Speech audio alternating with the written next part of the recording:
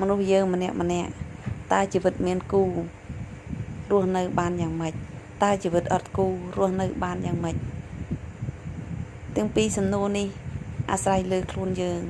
ជាអ្នកផ្ដល់ចម្លើយទៅលើសំណួរទាំងពីរនេះព្រោះថាពេលខ្លះជីវិតមិនគូក៏មិនអាចកំណត់ថា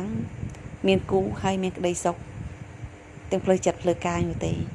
ហើយអត់គូក៏មិនអាចកំណត់បានថាមានក្តីសុខទាំងផ្លូវចិត្តផ្លូវកាយផងដែរប៉ុន្តែអ្វីគ្រប់យ៉ាងគឺអាស្រ័យនៅការប្រព្រឹត្តរបស់យើង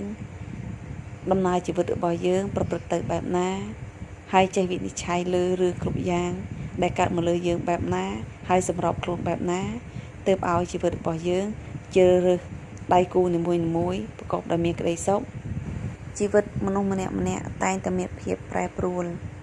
ពីមួយថ្ងៃទៅមួយថ្ងៃហើយมันអាចគណនាបានថា